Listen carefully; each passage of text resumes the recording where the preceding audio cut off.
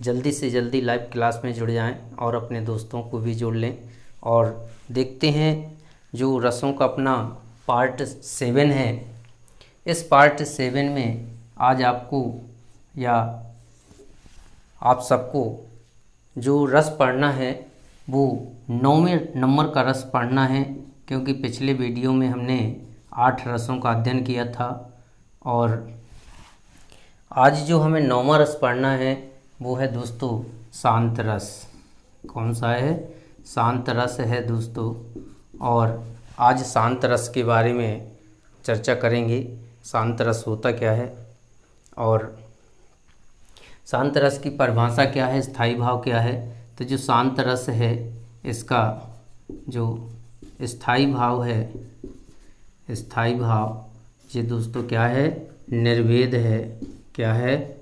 निर्वेद है, या फिर कह दें वैराग्य भी होता है। वैराग्य भी होता है। तो शांत रस का जो स्थायी भाव है वो निर्वेद भी है और कह दें वैराग्य भी है। तो शांत रस का स्थायी भाव निर्वेद। चलते हैं दोस्तों परिभाषा पे। परिभाषा किसकी? शांत रस की। शांत रस की परिभाषा। परिभाषा देखते हैं दोस्तों क्या है शांत रस की। परिभाषा है सहृदय। सहृदय की हृदय में, सहृदय के हृदय में निर्वेद, निर्वेद नामक, सहृदय के हृदय में निर्वेद नामक स्थायी भाव का जब विभाव, अनुभाव और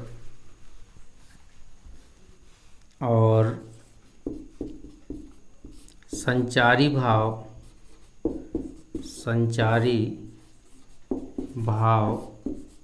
से संयोग होता है तो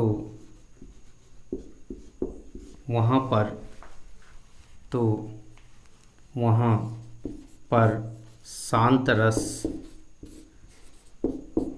होता है। ये तो हो गई दोस्तों शांत रस की परिभाषा। शांत रस की परिभाषा क्या है देखते हैं। सहृदय के हृदय में, सहृदय के हृदय में दोस्तों ये निर्वेद आ गया। निर्वेद नामक स्थायी भाव का जब विभाव, अनुभाव और संचारी भाव से संयोग होता है। क्या दोस्तों? संयोग होता है। तो देखते हैं इसमें रस के जो 4 अंग हैं वो चारों अंगों के नाम आ जाते हैं इसमें।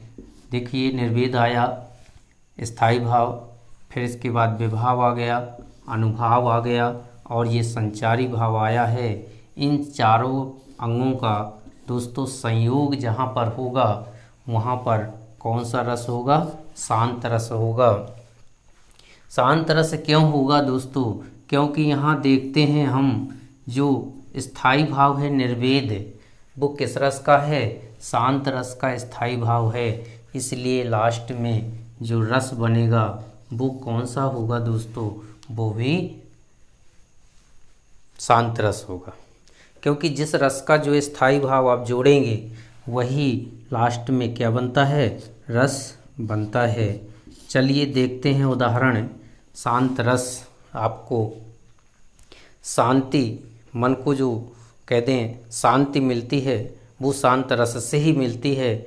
और देखते हैं कैसे मन को शांति मिलती है शांत रस में। तो उदाहरण देखते हैं दोस्तों। राम जो उदाहरण है, उदाहरण देखते हैं। राम नाम की लूट है, राम नाम की लूट है, लूट सके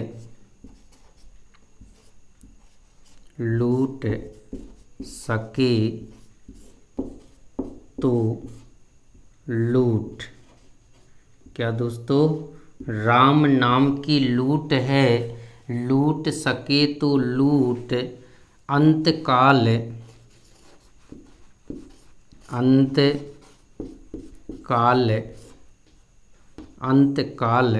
पछताएगा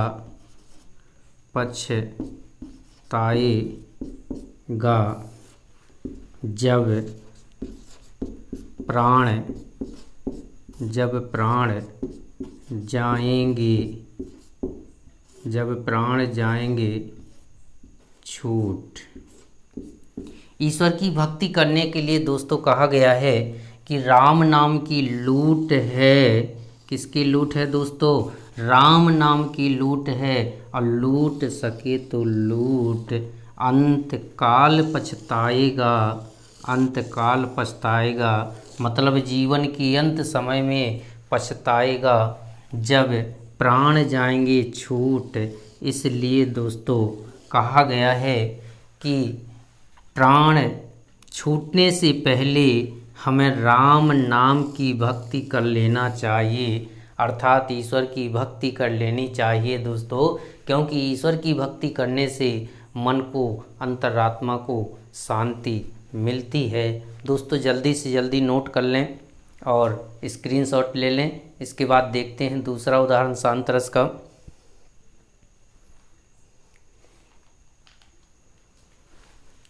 तो आप लोगों ने लिख लिया होगा, स्क्रीनशॉट भी ले लिया होगा।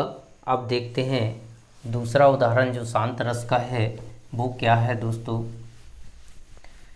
आज पुनः मैं आप लोगों के लिए रस लेकर आया हूं, और रसों का दोस्तों आज ये अंतिम वीडियो है, इसको देखना मत भूलें। इसके बाद हम अगला टॉपिक, नया टॉपिक लेकर आएंगे आप लोगों के लिए।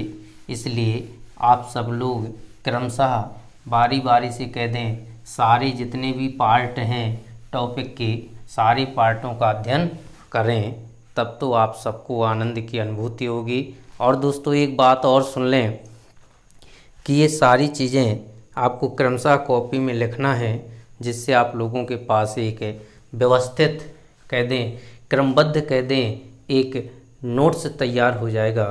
तो दोस्तों चलते हैं दूसरा उदाहरण लेकर के।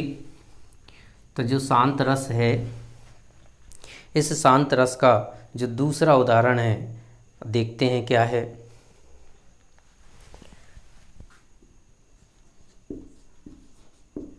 अब लो नसानी, अब लो नसानी, अब ना नसैहों, अब लो नसानी, अब ना नसैहों, राम कृपा भव निशा सिरानी। क्या है दोस्तों? राम कृपा भव निशा सिरानी, जागे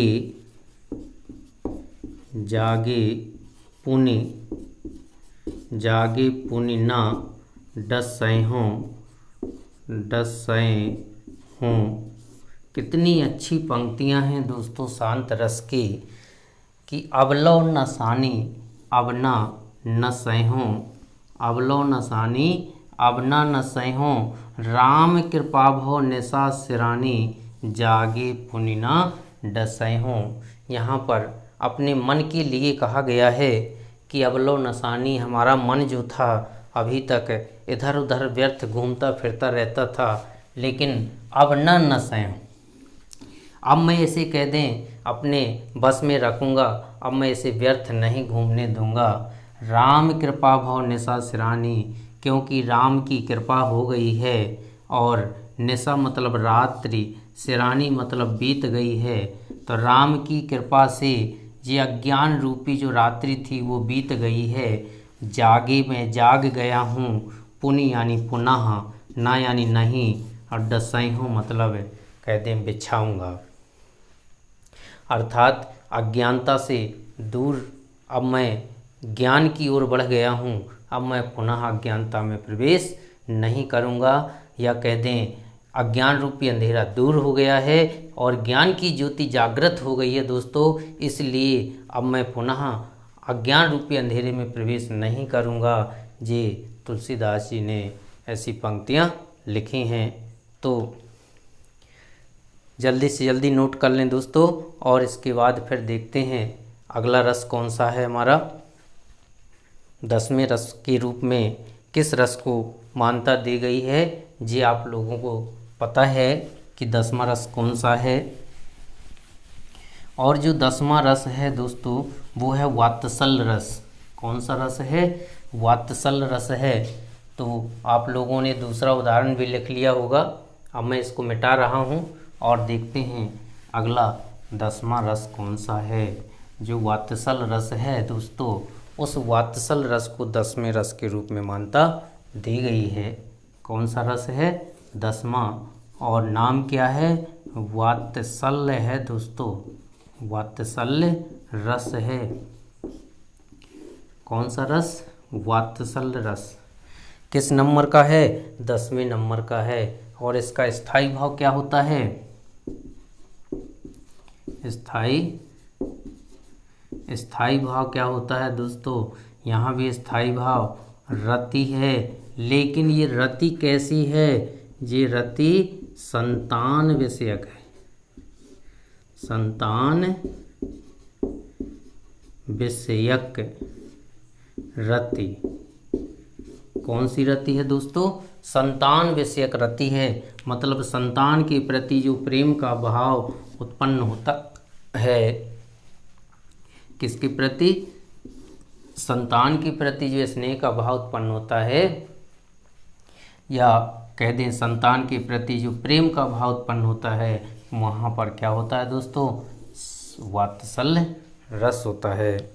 चलिए देखते हैं फटाफट परिभाषा। वात्सल्य रस की परिभाषा क्या है दोस्तों? वात्सल्य रस की परिभाषा है। देखते हैं क्या है परिभाषा, लिख लीजिए फटाफट। परिभाषा है सहृदय के हृदय में, सहृदय के हृदय में वत्सल्य। दोस्तों यहाँ पर हम क्या लिख लेते हैं? वत्सल्य लिख लेते हैं, क्योंकि इसका स्थायी भाव वत्सल्य भी माना जाता है। वत्सल्य माना जाता है, वत्सल्य, जिससे क्या होता है कि नाम स्पष्ट हो जाता है, आपको समझने में थोड़ी आसानी हो जाएगी। तो सहृदय के हृदय में वत्सल्य नामक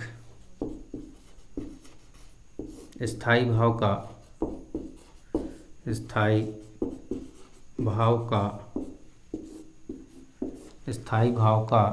जब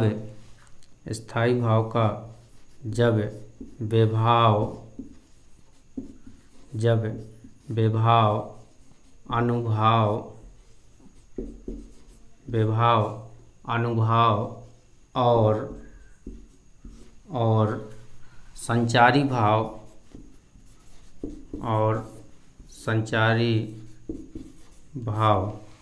तो सहृदय के हृदय में वत्सल्य नामक स्थायी भाव का जब विभाव अनुभाव और संचारी भाव से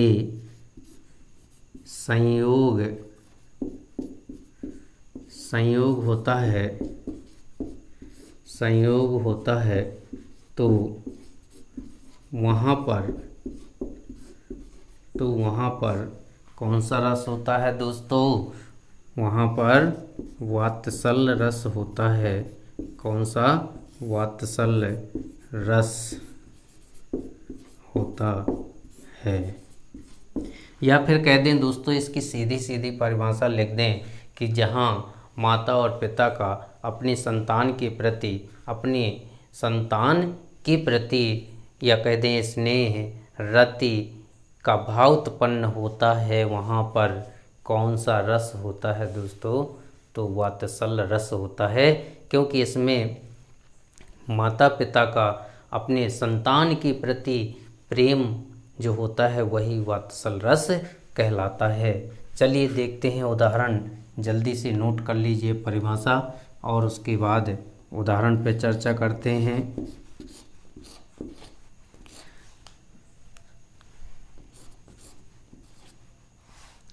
परिभाषा जल्दी से नोट कर लें और चलते हैं उदाहरण पे।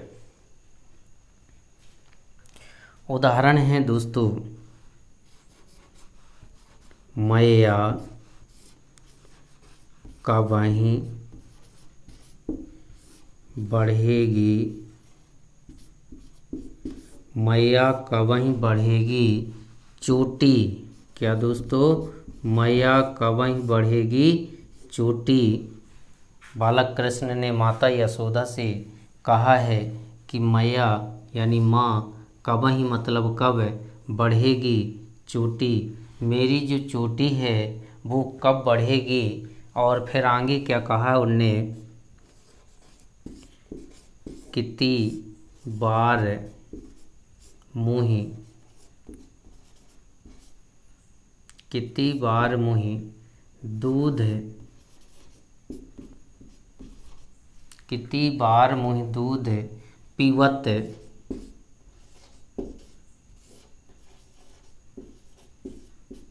भई। आगे क्या कहा दोस्तों? कि कितनी बार मुही दूध पीवत भई। यह क्या है दोस्तों? यह आजहूँ, यह आजहूँ है छोटी। क्या है? यह आजहूँ है छोटी। जिस शिकायत कर रहे हैं, मतलब कह दें कि एक पुत्र माता यशोदा से पूछ रहे हैं कि हे माँ, मेरी ये चोटी कब बढ़ेगी। कितनी बार मतलब कितने दिनों से मुही दूध पिवत हो गई, आप मुझे कितने दिनों से दूध पिलाती हो गई। यह आजहूँ है छोटी दोस्तों। तो यह आज भी छोटी की छोटी है। तो ये बाल कल्पना की बातें हैं दोस्तों। बच्चों से जैसा कह दिया जाता है, उन्हें बहलाने के लिए, फुसलाने के लिए, वो वैसा ही सत्य मान लेते हैं। तो माता यशोदा भी उन्हें दूध पिलाते समय कहती थी कि बेटा, दूध पीने से तुम्हारी चोटी क्या होगी? बढ़ेगी। तो चोटी बढ़ने के लालच में बालक कृष्ण क्या कर लेते थे? दूध पी लेते थे, और दूध पीने के बाद तुरंत अपने बालों पे हाथ फेरते थे और पूछते थे कि माँ, ये तो बड़ी नहीं है, ये तो ज्यों की त्यों छोटी है। मतलब दूध पीना समय नहीं लगा और चोटी पे हाथ फेरने लगे। तो ये बाल कल्पना की बातें होती हैं। चलिए स्क्रीनशॉट ले लें और कह दें, लिख लें जल्दी से, और उसके बाद चलते हैं उदाहरण पे। उदाहरण पे चलते हैं दोस्तों। जो वात्सल रस होता है, इसके भी कितने भेद होते हैं, ये अभी हमें पढ़ना है। तो इसमें दोस्तों क्या करना है, इसमें आपको लास्ट में लिख लेना है जी किसका उदाहरण है? संयोग। ये जो उदाहरण लिखा है अभी, ये संयोग वात्सल का है दोस्तों। किसका है? संयोग वात्सल रस का उदाहरण है। किसका उदाहरण है? संयोग वात्सल रस का उदाहरण है दोस्तों।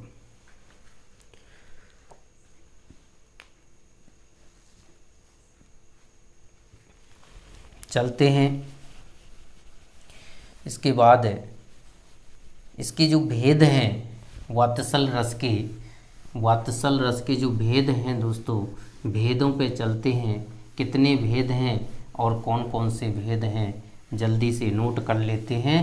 भेदों के बारे में चर्चा कर लेते हैं और देखते हैं कि क्या भेद हैं।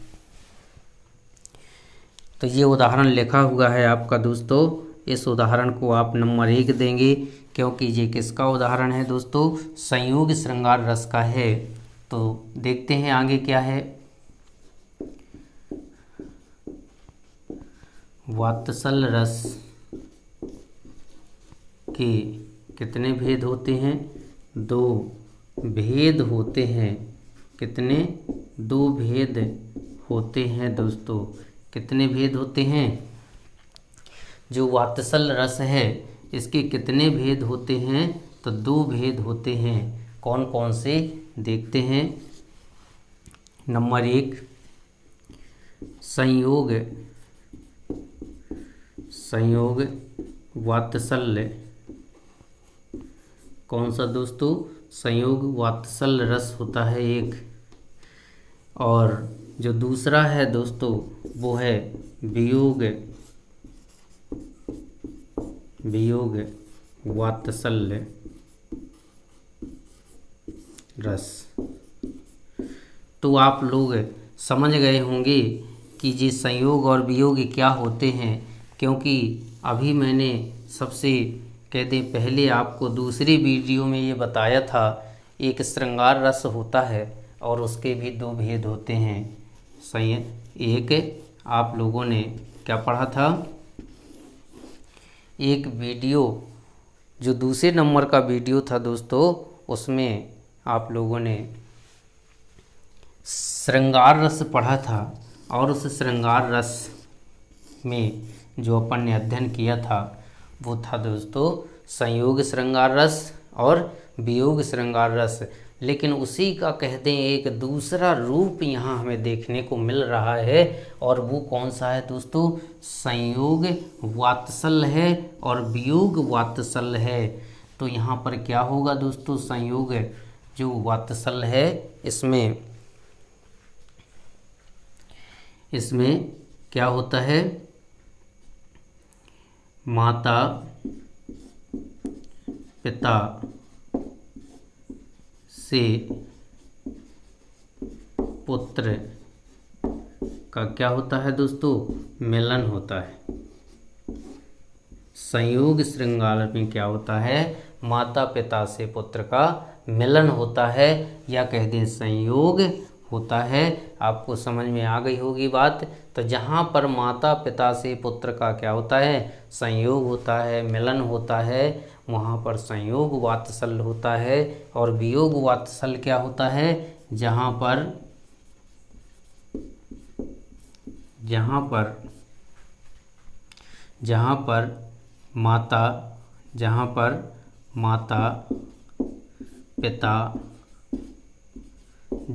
माता पिता से पुत्र का क्या होता है दोस्तों, पुत्र का वियोग होता है, वियोग होता है।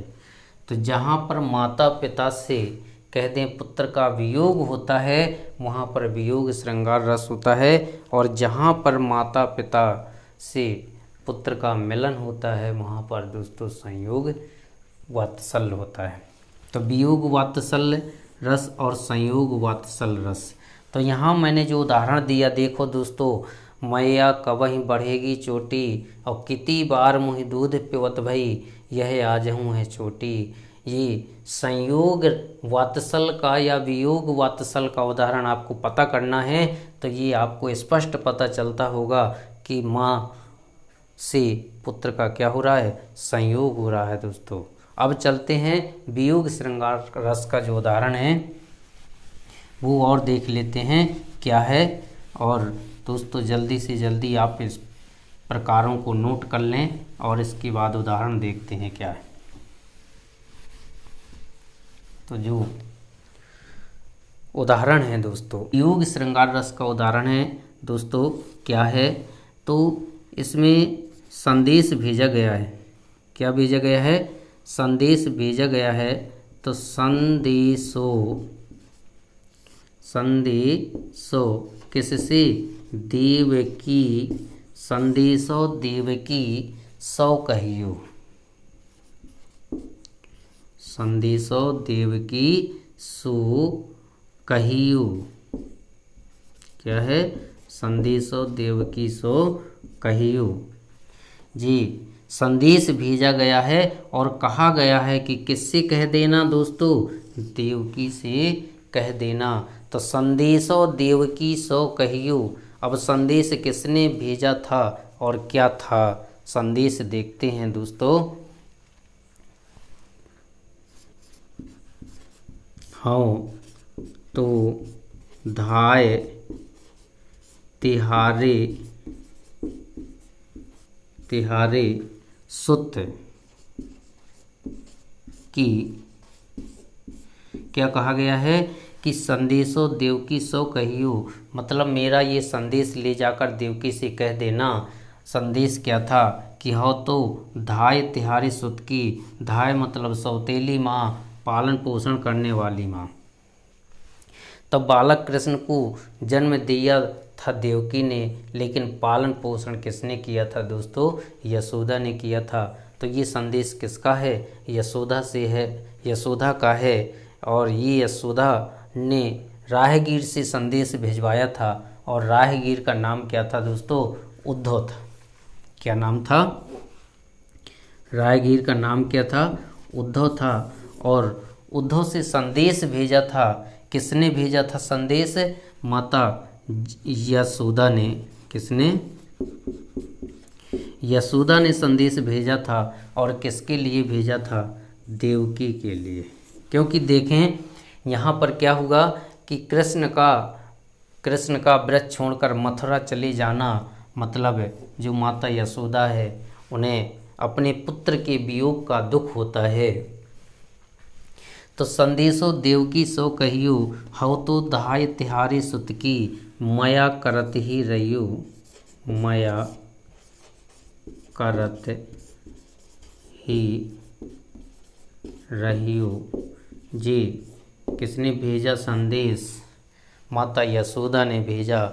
किसके माध्यम से भेजा? उद्धव के माध्यम से भेजा। और किसके लिए भेजा? देवकी के लिए भेजा था दोस्तों।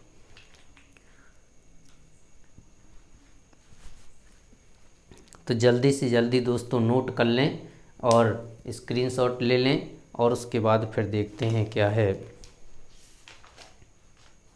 एक रस अभी और बचा हुआ है आपका, और उस रस का नाम आप लोगों को पता होगा कौन सा रस है। तो जल्दी से स्क्रीनशॉट ले लें और ले लिया होगा, नोट कर लिया होगा। इसके बाद चलते हैं हम 11वें और कह दें दोस्तों अंतिम रस में। कौन से रस में? अंतिम रस में। अब आज आपको अच्छा लगा होगा कि आज हमारा जो रसों का टॉपिक है वो अंतिम कह दें सीमा पर है, चरम पर है और अंतिम रस है, मतलब एक सीढ़ी बची हुई है दोस्तों।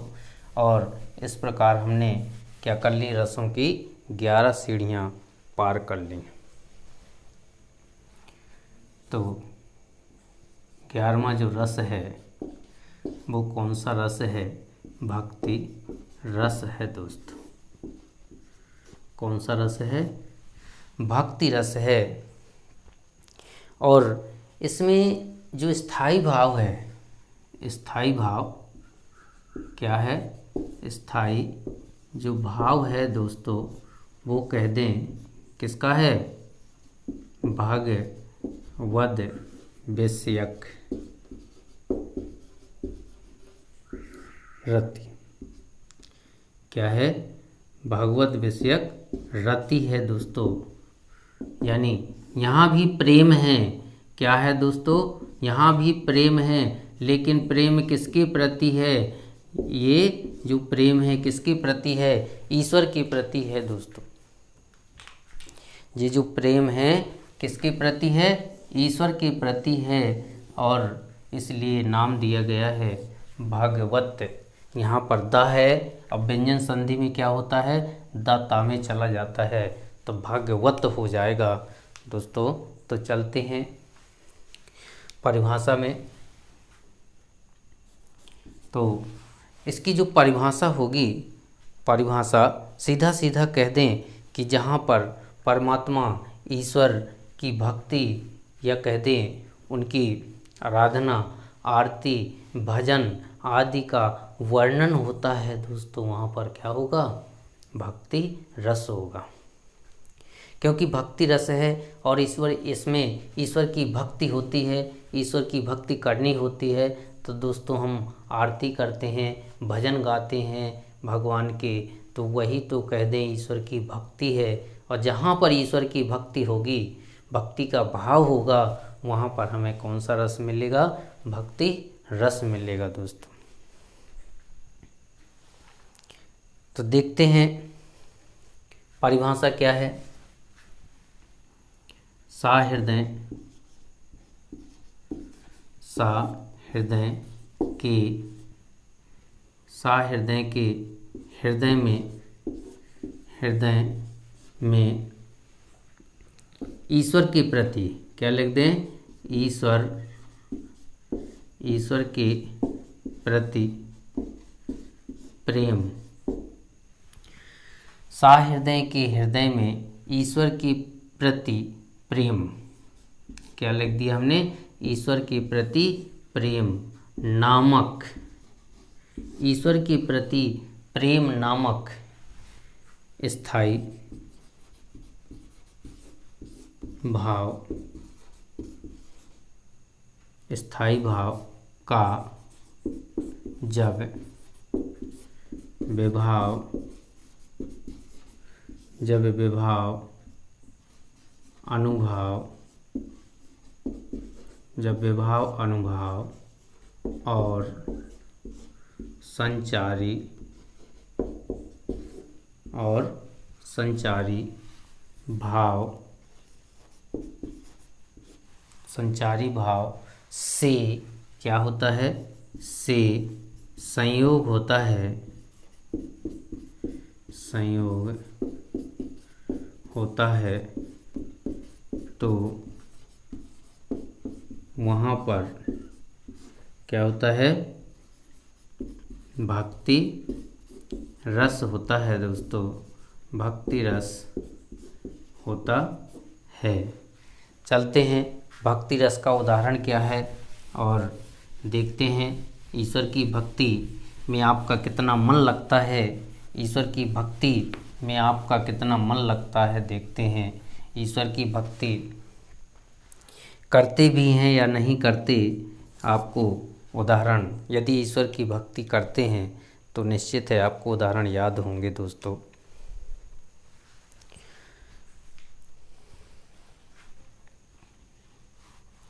लिखते हैं जय हनुमान ज्ञान गुण सागर, जय हनुमान ज्ञान गुण सागर, जय कपीस, जय कपीसु कल्लू, जय कपीसु त्यों लोक उजागर,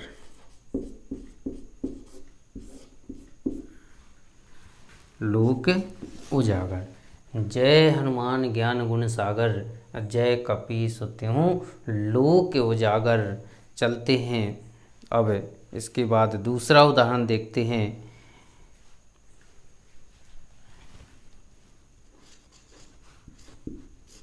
ओम जय जगदीश हरे, क्या है दोस्तों? ओम जय जगदीश हरे। तो ये जो आरती है कह दें, ये भी आप लिख सकते हैं भक्ति में। स्वामी जय जगदीश हरे। तो ये दोस्तों ईश्वर की भक्ति जहाँ भी ईश्वर की भक्ति, ईश्वर की आरती या ईश्वर के भजन आदि सब का वर्णन होता है, वहाँ पर दोस्तों भक्ति रस होता है। तो जल्दी से जल्दी नोट कर लें भक्ति रस, और अंतिम रस को आप सब लोग रसों से अच्छी तरह से परिचित हो गए होंगे दोस्तों। रस आप लोगों को अच्छी तरह से समझ में आ गए होंगे, और रसों में दोस्तों जो भी ऐसी बात आप लोगों को समझ में नहीं आई है वो मुझे कमेंट्स बॉक्स में ज़रूर लिखकर बताएं, और समझ में आ गए हैं ये भी बताएं।